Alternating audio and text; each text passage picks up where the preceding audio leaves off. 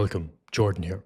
Today's video, we're going to be talking about how to reparent yourself, the basics, the fundamentals, and how to get the most out of the reprogramming process that is required for you to really reparent yourself and to experience deeper levels of joy, fulfillment, self-love, self-acceptance, and all the amazing things that come from going through this process.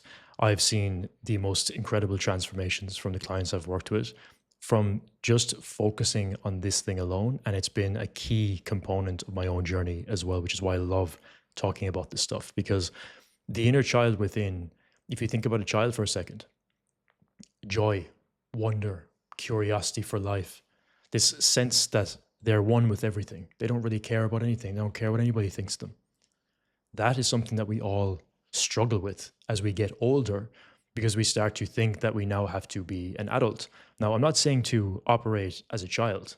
I'm saying that to unlock those components that we had growing up, we need to be able to reparent ourselves and heal the things that are stopping us and blocking us from experiencing that as an adult. I don't know about you, but I don't want to spend my days living in this endless grind, feeling that life is just hard and being an adult is just the way things are. And yes, there's responsibilities, but we can also experience the joy that a child can experience in the same way. And this is where we really unlock what it means to love in a deeper way and to experience the fun, the simplicity of how incredible life can be. So if you find yourself in a place where you are feeling heavy, like everything is a grind, you're constantly working and never really arriving anywhere, and you've been fed this narrative that everything is just a struggle all the time, then this will be very, very powerful for you, because this will be the unlock that allows you to step out of that and into a whole new experience of life. So the first concept we need to understand with this is that time is not linear, and that when we are experiencing a emotional trigger in the moment, it is actually the inner child within, or the inner teenager within, whatever the case is, that holds a perspective that makes us feel limited in the moment that we are an adult experiencing this trigger. So for example, a trigger is something where you feel a reactive emotional response that enforces a feeling of lack within. Lack being something related to the lower scale of consciousness, which is things like fear, guilt, apathy, shame, or any heavy, dense emotion that is like carrying around an anchor around your neck. This is what happens when we are in this moment and experiencing these things. There's a feeling of lack coming up. This feeling of lack is not our enemy. This feeling of lack is actually allowing us to choose a new story, a new perspective, a new way of being.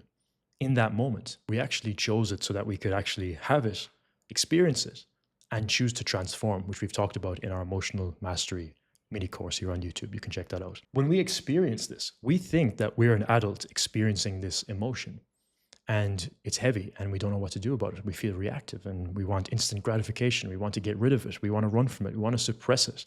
We don't want to feel the negativity.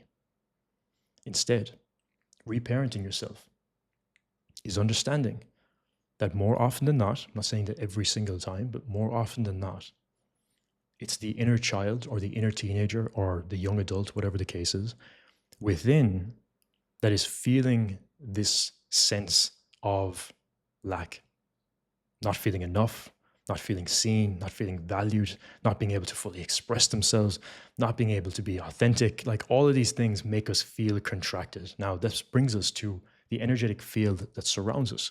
We all have an aura, right? With the physical eye, based on our way of thinking nowadays, we can't see auras, but it's actually possible to see them, but you train yourself to do that. That's a whole other conversation. If you look at the expansiveness of an aura here of a young child or a teenager, or someone who has less limitations about what the world is and has been not affected by the cultural programming, maybe just yet, of what things are or should be. Their field of energy is expansive. It is more based on love than fear. But as we grow up as adults, we tend to contract our field because we feel we are limited. The world is just a scary place. We can't trust people. We're not sure if we're loved. I don't know if we're worthy. Like we have all of these fears. So our energy field around us contracts. And the more it contracts, the more that we feel the heaviness. And then life just becomes this drudgerous thing where it's just heavy, it's just hard. And I lived a lot of my early life here. And it was when I started to go and to reparent this part of myself was when this actually started to expand. I started to feel deeper levels of self-love, self-acceptance, amazing relationships, great community, great people around me that all reflect this new energy and frequency and vibration that I previously was not experiencing, as I was, having friends constantly backstab me, constantly in situations where I felt like the odd one out or that nobody understood me or that I was alone, never being valued or encouraged in any way. And that was my reality for a very, very long time, among many other things. I fell into alcoholism. I fell into all these different things. It was when I started to do this process, I started to expand my energy field because of the frequency that I was emitting was changing.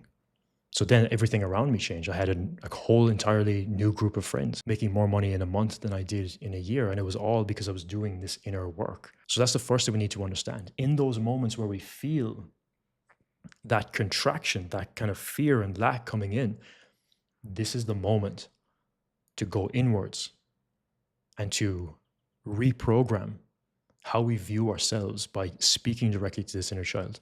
So now let's get into the layers of reprogramming so that we can start to, demystify this a bit and start to make it really, really practical moving forward for you. So to be able to reparent this part of ourselves, what we are doing is we are rewiring our subconscious.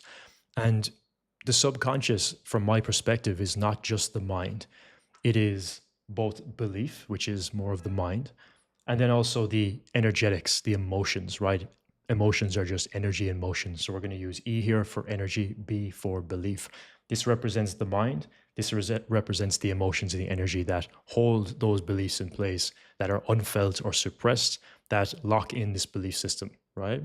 This over here represents the nervous system, right? This whole encompassing system, which is more of your body, okay?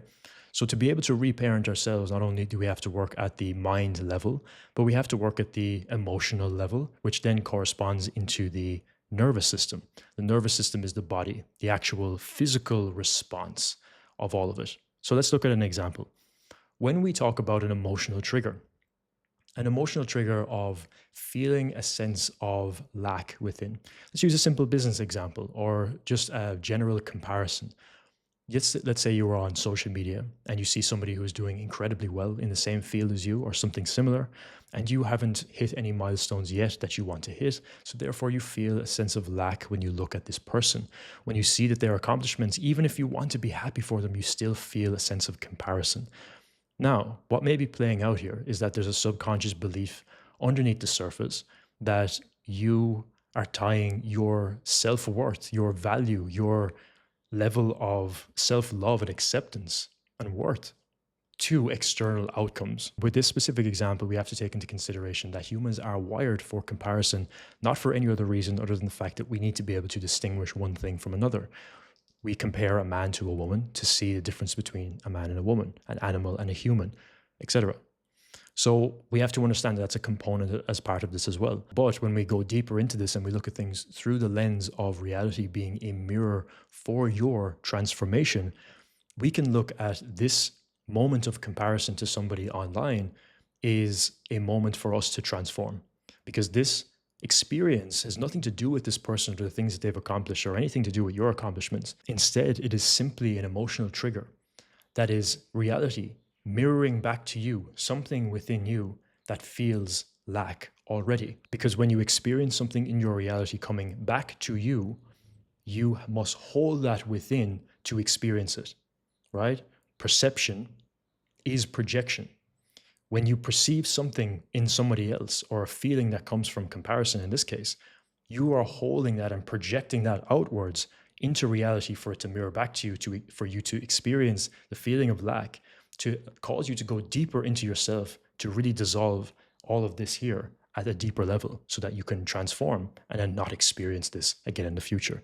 But when we don't know what to do in those moments, what we do is we constantly repeat those cycles of comparison or any other trigger for that matter.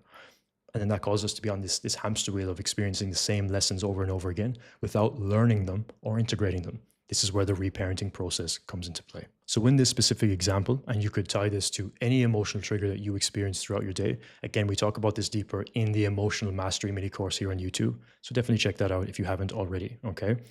When you look at asking some questions around these areas, you can start to go much, much deeper and reflect into the areas that are going to allow you to transform. So the belief system here in place also is very directly correlated to your self-identity, which is what the subconscious mind really holds.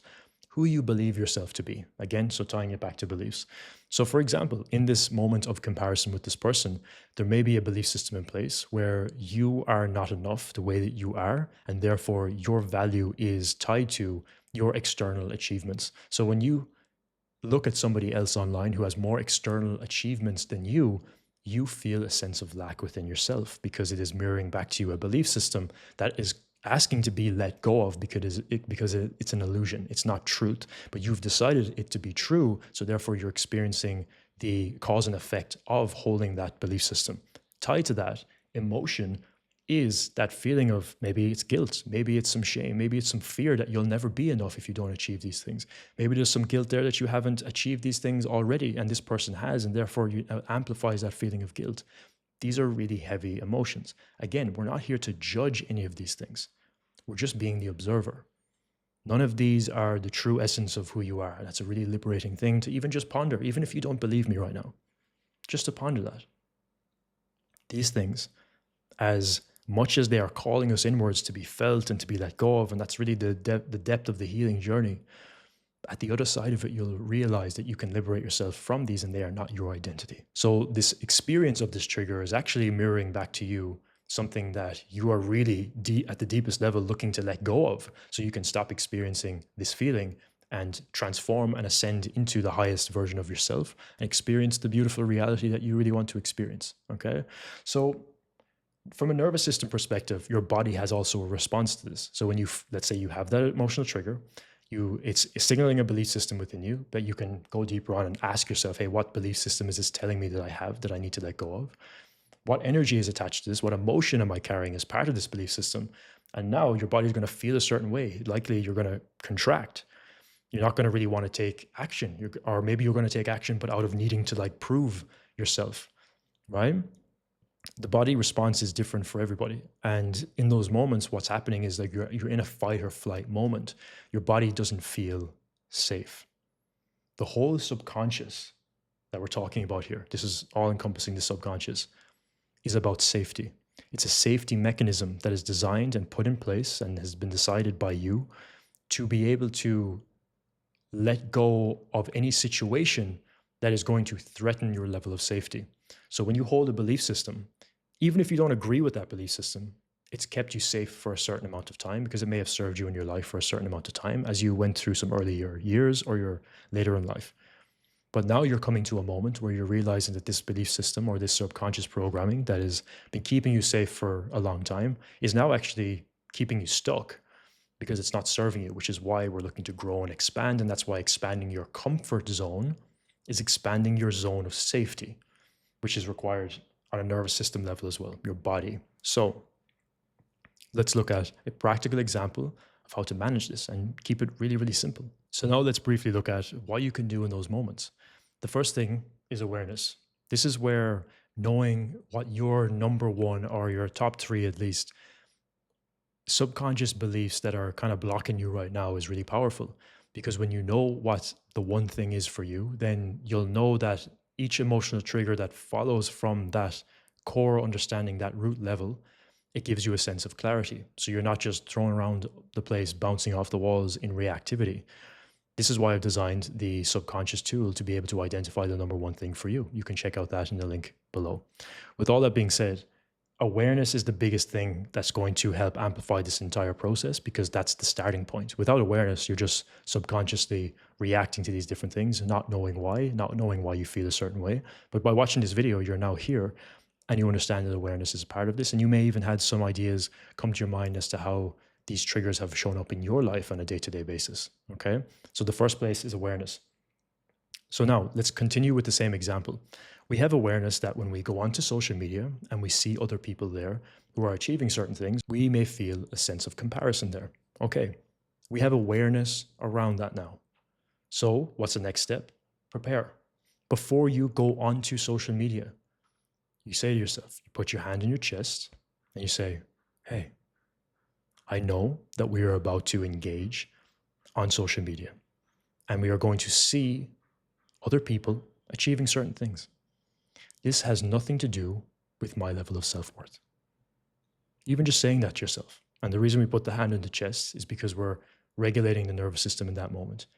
The intentionality, as simple as it can come across, the intentionality of doing something like this sets in motion the change to occur of the reprogramming process. This is why you use words and you put your hand in your chest as well. Very simple. So you're preparing. Using your awareness, you're preparing now to not just be pulled out of your center and into reactivity. Because when you're in a reactive state, you're coming from lack. Everything that you're doing afterwards is a cause and effect knock on, creating chaos in your life. We don't want that. So we have to learn to self-regulate and prepare for these moments, which is why we have the awareness tool as well. Okay? Next, you're probably going to see something that may trigger you. The proactive response is because you have stopped reactivity here. So you're not going to be reactive now and you're going to see it and you're going to think, oh my God, I'm not enough and I got to go do this thing and I got to go you're just in reactive mode. We want to avoid that at all costs. It just doesn't serve anybody, especially you. Proactive response. Okay, we see something and you can feel the emotion coming up and you feel yourself comparing yourself to this person. And again, take a step and you're like, okay, cool. Observe it. Become the observer of your experience. Zoom out. I like to use the term using the creator perspective. So you're here in the physical 3D world. You're experiencing this moment inside of this phone universe that's a universe in itself, this whole game that we're in. You see yourself in 3D and you zoom out from a higher perspective. If you were in the sky looking down on yourself, how would you look at that scenario right now? A proactive response is choosing to not be reactive, to not let it pull you out of your center. Again, it's all tied to the awareness piece at the beginning. And just observe it. View your emotions that come up. View the stories that start to play out in your mind. Oh, you're not enough. You haven't done this. You haven't done this. You're comparing yourself and this person's doing better than you. All the stories start to come up. All the stories. They're something that you have just chosen over time. That's okay. Now we're beginning to let these things go. Reparenting yourself is being the observer of how these things are playing out, because it's not you at your core essence. It's not your identity. These are just things that you've picked up along the way. So you can allow yourself to just be the observer. And that's, it's a skill in itself to do that. Look into the experience as if you're watching a movie. Watch the movie. Watch it play out. Simultaneously be in it and outside of it at the same time. Meditation is a great tool to be able to do that. You can put your awareness pretty much everywhere. Video for another day. Then you can choose a new story. From here on forward, I decide that I'm no longer going to view someone else's life, a little segment of their life, to determine how I feel. I choose to self-regulate. I choose to reparent the little boy, the little girl within me that feels like they are not enough, or feels like their worth or value is tied to what they achieve. I choose to love myself anyway. I choose to be in a different frequency and vibration right now. You have the power to choose that for yourself, even though sometimes it may not feel like you do. This process helps you do that. You can become a master at it, which is really what the concept of the modern master really represents. This crafter of reality. Because this experience is just an experience. It's completely neutral. It's here to help you transform. Again, in the emotional mastery mini course here on YouTube, we go deeper into all of these aspects as to how to manage these different things. And this allows you to just take a second. And you can even, at the end of this process, you have now deeper awareness, which is going to help this process when it happens again in different areas. And you're constantly going through these different processes, these different cycles, becoming a master at reparenting yourself in the simplest way. So this is the basics, step one, right? Being able to understand this process and implement it. And when you do this, you are speaking directly to that inner child within that does not feel like they're enough, or in this case, and you allow yourself to really become the parent of them and let them know that they don't have to protect you anymore. They can let go, they can relax. They don't have to get caught up in this need to prove or this need to go out there and to react to all these different things happening around them and to prove themselves in a way where they have to perform and they have to do all these things because their values attached to what they achieve. None of that's true. It's a belief system that has been chosen from experiences that have happened in the past. It's time to let those go. It's time to be a master of your reality. It's time to reparent yourself in such a way where you can love that part of you, not reject it, not pretend it doesn't exist, but to go into it. Because if you really wanted to amplify this journey, we'll give you a bonus here. When that response comes up that makes you feel that way, going in to do a meditation, even just sitting in silence, allowing yourself to really see that part of you that feels like they're not enough. This is the depths of what it means to really transform. Because if you can sit in that darkness, right? Because it's darkness, it can be heavy. If you can allow yourself to sit in that, on the other side of that, you have to experience the polarity of it, which is the laughter, the joy, the fulfillment. We're not here as human beings to live in the gray zone of mediocre. We're here to experience all of the human experience, which means, yeah, there's going to be some heavy stuff.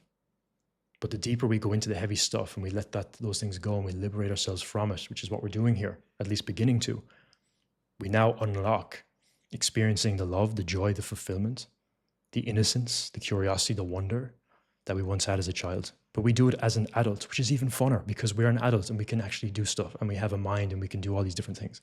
Even better, right? Like, how amazing is that? So it's all part of that journey. To just know that this is a beautiful process for you that you can unlock within yourself. And it doesn't have to be challenging. It can be as simple as implementing this. But the daily application of it in those moments can be challenging, which is why I work with people on the embodiment side, because this is about embodying the shift. Embodying the shift. And if you want to get support in those areas, just check out some of the links down below. And if you want to identify the number one thing for you, then I have a tool to help you around that as well, because at least that removes all the other things that could be on your mind that you feel like you need to change, and just focus on the one thing, because that one thing is where you will experience the triggers, right? All of those triggers that you experience on a day-to-day will come from that one core belief system that's in place. And when you transform that, everything else knocks like dominoes in place. It's really beautiful. And I want that for you. So that's it for today's video, guys. Reparenting yourself 101. Let me know if you like this video. We're going to go deeper into some of these concepts because I know this is a big topic for many people. I'm also creating many sound journeys and meditations around the inner child work as well. That's been really, really transformative and powerful for me. The sound journeys are probably my favorite. They are the experiences that I treat as if they are an album, a song, not necessarily just a meditation. I absolutely love creating these, and they bring up so much emotion in me because I just love the process. It's such a beautiful thing when you dive deeper into it. So I hope you enjoyed this video. I'll see you in the next one. Thank you for your time and energy. Take care.